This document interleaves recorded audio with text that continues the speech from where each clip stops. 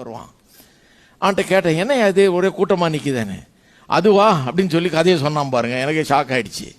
அவன் சொன்னான், இதெல்லாம் இந்த ஆளுகளுடைய 2வது சம்சாரங்கள் சொல்கிறான். 2வது மனைவிகள் சம்பளம் வாங்குற அன்னைக்கு காசை இங்கேருந்து நேராக வாங்கிட்டு போயிடுறாங்க அவங்கெல்லாம். ஏன்னா முதல் மனைவிக்கு போயிடக்கூடாது காசு எல்லாத்தையும். அதனால இங்கே கலெக்ஷனில் இறங்கி இருக்கிறாங்க இவங்க. சில நேரத்தில் சண்டைலாம் நடந்துட்டு இருக்கோம். ஏன்னா முதல் மனைவி சும்மா இருக்குமா, அதுவும் வந்துடுது. இந்த அக்கப்போரெலாம் நடந்துக்கிட்டு இருக்காங்க. எனக்கு அப்போ 2 மனைவி ஒருத்தனுக்கு இருக்குன்னு கூட தெரியாது எனக்கு.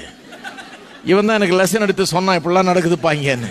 அதனால தான் அப்போ நான் அப்போவே அந்த வயசுலேயே நான் யோசிக்க ஆரம்பித்தேன். இன்னும் சாதாரண ஆளுங்க என்ன பெரிய அதிபதியாக பெரிய பெரிய சம்பாத்தியம் ஒன்றும் கிடையாது, சாதாரண ஒரு வேலையில் இருக்கிறான். புத்தி எப்படி போகுது பாருங்க. ஒரு சம்பளம் ஒரு 1000 ரூபா ஏறிச்சுன்னா அவனுக்கு என்ன அது இன்னொரு வீடு உண்டாக்கிக்கலான்ற ஒரு எண்ணம் உண்டாகுது. இப்படிலாம் மனுஷர்கள் இருக்கிறாங்க பாருங்க. அதனால செழிப்பு கெடுக்குமோ? ஆமா கெடுக்கும், சிலரை கெடுக்கும். அதனாலதான் ஆளை நல்லாக்கி அப்புறம் தான் செழிப்பை தர்றாரு ஆண்டவர். செழிப்பு ஒருத்தனுடைய கையில அழிக்கிற ஆயுதமாக பயன்படுமா? ஆமா பயன்படும். அவன் மோசமான ஆளா இருந்தா அவன் அழிப்பான். அதை வச்சு அவன் கேவலமான வேலைகளெல்லாம் செய்வான். அதனால கிறிஸ்தவம் என்கிறது அப்படிப்பட்ட செழிப்பை போதிக்கிறது இல்ல. கிறிஸ்தவம் என்கிறது இருதய மாற்றத்தை போதிக்கிறது. இருதயமே பரிசுத்தமான இருதயமாக ஆண்டவராகிய இயேசுவை போல இருதயம்